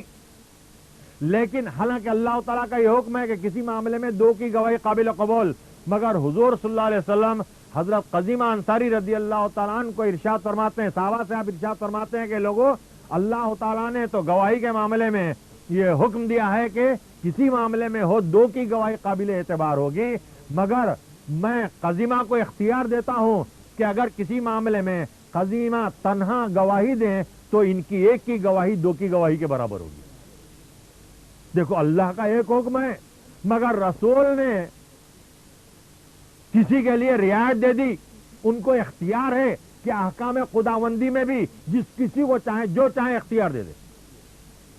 ایسے ہی یہ روزوں کے معاملے میں بھی ایک صحابی آتے ہیں, بخاری شریف کی حدیث ہے, حدیث شریف میں ارشاد ہوا ہے, یہ بیان ہوا ہے کہ ایک صحابی آتے ہیں اور کہتے ہیں کہ یا رسول اللہ صلی اللہ علیہ وسلم میرا روزہ ٹوٹ گیا. عمدن ان کا روزہ ٹوٹ جاتا ہے. تو حضور صلی اللہ علیہ وسلم ارشاد فرماتے ہیں کہ جب روزہ ٹوٹ گیا ہے تو ایسا کر کہ غلام آزاد کر. حالانکہ وہ جانتے تھے کہ اس کا کفارہ کیا ہے, کہ روزہ ٹوٹ جائے عمدن تو اس کا کفارہ کیا ہے, وہ صحابی جانتے تھے. مگر اس کے باوجود انہوں نے کیا کیا, میں جانتا تو ہوں اس کا کفارہ اللہ تعالیٰ نے کیا ارشاد فرمایا ہے, مگر چلو رسول کی بارگاہ میں شاید ہو سکتا ہے ہمارے لیے کوئی رعایت مل جائے. صحابی کا یہ عقیدہ تھا کہ رسول کو اختیار ہے کہ اللہ تعالیٰ کے احکام کے معاملے میں کسی کے لیے کوئی بھی رعایت دے سکتے ہیں. یہ صحابی کا عقیدہ تھا. اور آج کل کے وہابی کا عقیدہ کیا ہے کہ وہ رسول کو بے اختیار مانتا ہے. اور جب وہ صحابی اس نیت کے ساتھ رسول کی بارگاہ میں پہنچے تو رسول صلی اللہ علیہ وسلم نے ان کو مایوس بھی نہیں کیا. جب وہ آ کر پوچھتے ہیں کہ یا رسول اللہ صلی اللہ علیہ وسلم ایسا ایسا ہوا, میرا روزہ ٹوٹ گیا, تو آپ ارشاد فرماتے ہیں کہ غلام آزاد کر, وہ تیرے لیے کفارہ ہو جائے گا. تو اس پر وہ صحابی کہتے ہیں کہ یا رسول اللہ صلی اللہ علیہ وسلم مجھ میں اتنی استطاعت نہیں کہ میں غلام آزاد کروں, میں مفلس ہوں. تو دوسرا حکم کفارے کا آپ دوسرا حکم سناتے ہیں ان کو, اور یہ کہتے ہیں کہ جب غلام آزاد نہیں کر سکتا تو 60 مسکینوں کو 2 وقت کا کھانا کھلا. تو جب یہ حکم سناتے ہیں تو اس پر بھی وہ کہتے ہیں کہ یا رسول اللہ صلی اللہ علیہ وسلم میں نے عرض کیا نا کہ میں مفلس آدمی ہوں, میں 2 وقت کا کھانا 60 آدمیوں کو 2 وقت کا کھانا بھی نہیں کھلا سکتا. تو اس پر حضور صلی اللہ علیہ وسلم ارشاد فرماتے ہیں کہ جب وہ بھی نہیں ہو سکتا, غلام بھی آزاد نہیں کر سکتا, 60 مسکینوں کو 2 وقت کا کھانا بھی نہیں کھلا سکتا, تو پھر ایسا کر 60 مسلسل روزے رکھ. کیونکہ رمضان شریف کا کوئی روزہ اگر عمدن چھوڑ دیں یا توڑ دیں تو اس کا کفارہ کیا ہے؟ یہ 3 چیزیں ہیں, یا تو غلام آزاد کرنا, یا تو 60 مسکینوں کو 2 وقت کا کھانا کھلانا, یا یہ کہ 60 مسلسل روزے رکھنا. تو پہلے کی دونوں چیزوں کے متعلق ارشاد فرماتے ہیں کہ میں وہ بھی نہیں کر سکتا, میں یہ بھی نہیں کر سکتا. تو اس پر حضور صلی اللہ علیہ وسلم ارشاد فرماتے ہیں کہ پھر 60 مسلسل روزے رکھ. تو اس پر وہ صحابی کہتے ہیں کہ یا رسول اللہ صلی اللہ علیہ وسلم 30 روزوں میں یہ کیفیت ہوئی ہے, میں 60 روزے وہ بھی نہیں رکھ سکتا. اب اگر کوئی کسی مفتی کے پاس کوئی شخص پہنچے, یہ 3 ہی احکام ہیں, کوئی آج کے دور میں اگر کوئی کسی مفتی کے پاس پہنچے, یا آج کے دور میں ہو یا اس دور میں ہو, رسول کی بارگاہ سے ہٹ کر کسی اور مقام پر اگر کوئی جائے, کسی علامہ سے پوچھے, کسی مفتی سے پوچھے کہ روزے کا کفارہ کیا ہے, تو اب آج کل غلام کا تو رواج نہیں ہے. اب آج کے دور میں تو 2 ہی چیزیں ہیں, یا تو 60 مسکینوں کو 2 وقت کا کھانا کھلانا, یا 60 مسلسل روزے رکھنا. تو ظاہر ہے کہ مفتی یہی بیان کرے گا کہ تم نے عمدن روزہ توڑا ہے تو ایسا کرو کہ 60 مسلسل روزے رکھو, یا 60 مسکینوں کو 2 وقت کا کھانا کھلاؤ.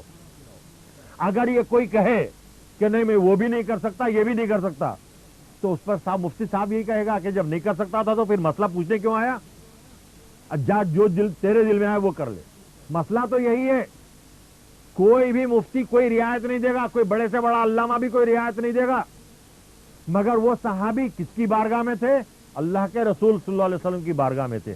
بے اختیار کی بارگاہ میں نہیں بلکہ با اختیار کی بارگاہ میں تھے. تو جب وہ یہ کہتے ہیں کہ یا رسول اللہ صلی اللہ علیہ وسلم, میں نہ غلام آزاد کر سکتا ہوں, نہ 60 مسکینوں کو 2 وقت کا کھانا کھلا سکتا ہوں, نہ 60 مسلسل روزے رکھ سکتا ہوں, تو حضور صلی اللہ علیہ وسلم ارشاد فرماتے ہیں اچھا باہر ٹھہرا رہے, بلائیں گے تو جب آنا. چنانچہ وہ صحابی باہر رہتے ہیں, کچھ دیر کے بعد کہیں سے تحفتاً کھجور آتے ہیں. تو حضور صلی اللہ علیہ وسلم صحابہ سے ارشاد فرماتے ہیں کہ دیکھو جو روزہ توڑ چکا تھا وہ باہر ٹھہرا ہوا ہوگا, اس کو بلا کر لاؤ.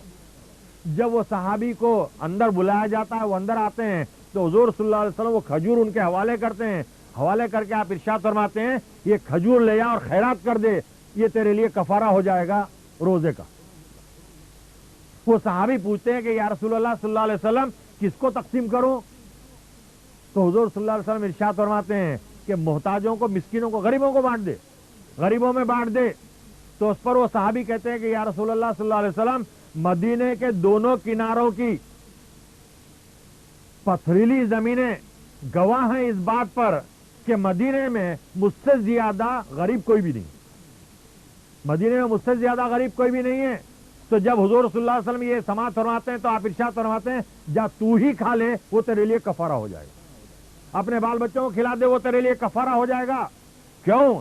یہ جو احکام آپ نے اپنی طرف سے دیے ہیں, اللہ کے احکام میں آپ نے رعایت جو دی ہے ان صحابی کو, یہ رسول کو اختیار ہے. ہم جو مانتے ہیں نہ اللہ کو بے اختیار مانتے ہیں, نہ ہمارا اللہ بے اختیار ہے, نہ اللہ کے رسول صلی اللہ علیہ وسلم بے اختیار ہیں, بلکہ با اختیار کے رسول ہیں. با اختیار نے رسول بنا کر بھیجا ہے اور بڑے نے بھیجا ہے, تو کیا کیا نہ دے کر بھیجا ہوگا, کیسی کیسی قوتیں ان کو حاصل نہ ہوں گی. تو ہم جن کو رسول مانتے ہیں وہ بے اختیار نہیں, جس کے لیے جو چاہے وہ رعایت دے دیں. کسی کو آپ نے سونے کی انگوٹھی پہنا دی, حالانکہ حکم تو یہ ہے کہ مرد آدمی سونا نہیں پہن سکتا, مرد آدمی کے لیے سونا پہننا حرام ہے, مگر ایک صحابی کو آپ نے انگوٹھی پہنا دی. صرف ایک صحابی کو تو انگوٹھی پہنائی اور ایک صحابی کو آپ نے سونے کے کنگن پہنا دیے. یہ اختیار ہے ان کو کہ جس کے لیے جو چاہے رعایت دے دیں. تو اللہ کے رسول صلی اللہ علیہ وسلم وہ بے اختیار نہیں ہیں بلکہ وہ با اختیار ہیں, وہ جس کو جو چاہیں سہولت دے دیں. تو اس لیے خصوصیت کے ساتھ یہ ضروری ہے کہ آج کے دور میں جو گمراہی پھیلائی جا رہی ہے حضور صلی اللہ علیہ وسلم کی ذات گرامی کے تعلق سے, مسلمانوں کو یہ چاہیے کہ ایسے عقائد سے اپنے آپ کو بچائیں, ایسے عقائد سے اپنے آپ کو بچائیں, اپنے آپ کو محفوظ رکھیں. اگر ایسے لوگوں کی صحبت میں بھی اگر ہم بیٹھیں گے تو ان کی وہ صحبت ہمارے لیے وبال ہوگی. اللہ کے رسول صلی اللہ علیہ وسلم کا جو مقام ہے, آپ کا جو مرتبہ ہے, اور صحابہ کی جو چاہت حضور صلی اللہ علیہ وسلم کے تعلق سے, جنگ احد میں جب کفار و مشرکین کا لشکر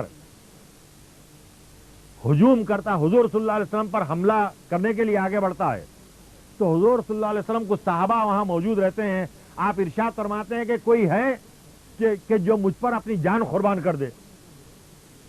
سیرت النبی میں یہ واقعہ بیان کیا گیا ہے, یہ روایت ہے, یہ سلیمان ندوی نے جو لکھی ہے.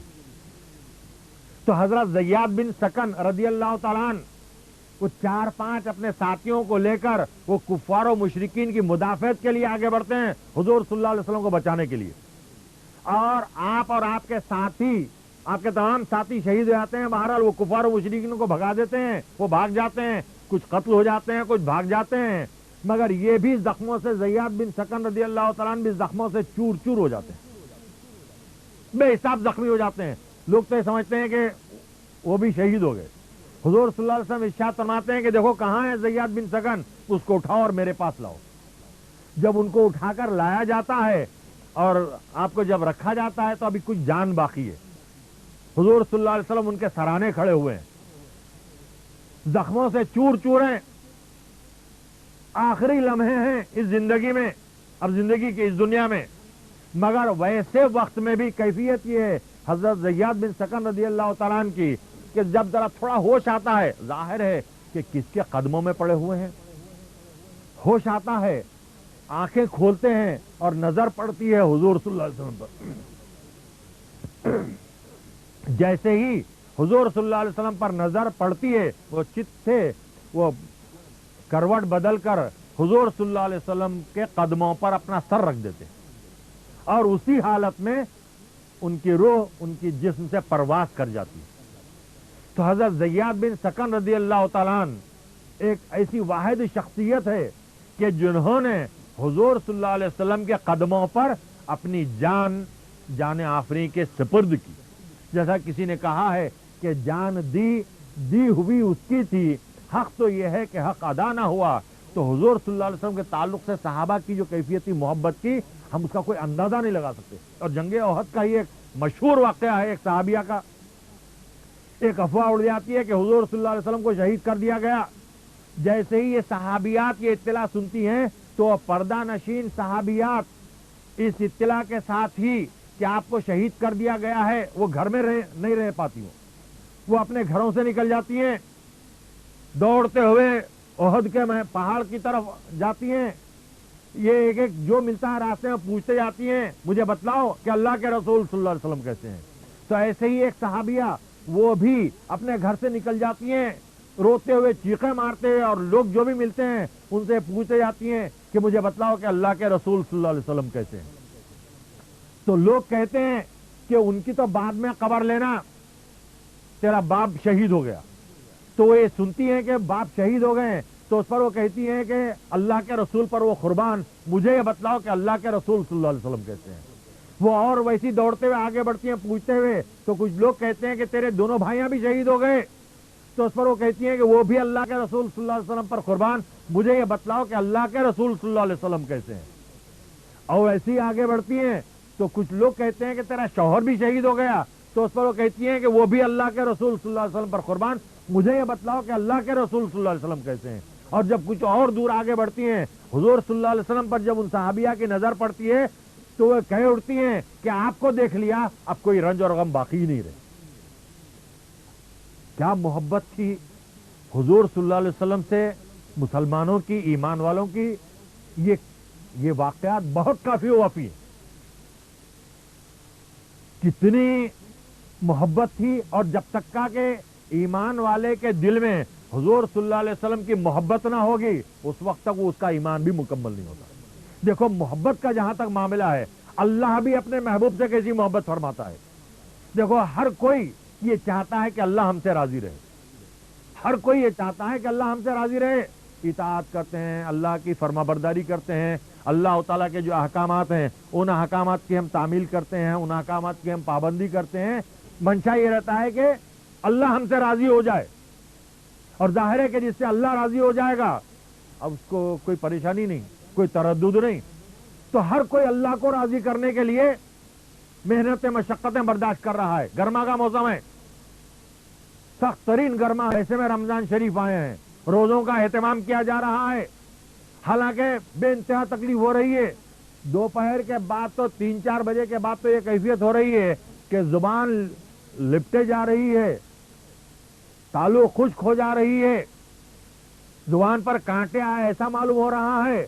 مگر اس کے باوجود یہ تمام تکلیفیں سہ رہا، یہ تمام تکلیفیں سہی جا رہی ہیں اور روزے کی تکمیل کی جا رہی ہے. یہ ایک دن کے نہیں پورے ایک مہینے کے روزوں کی تکمیل کی جا رہی ہے.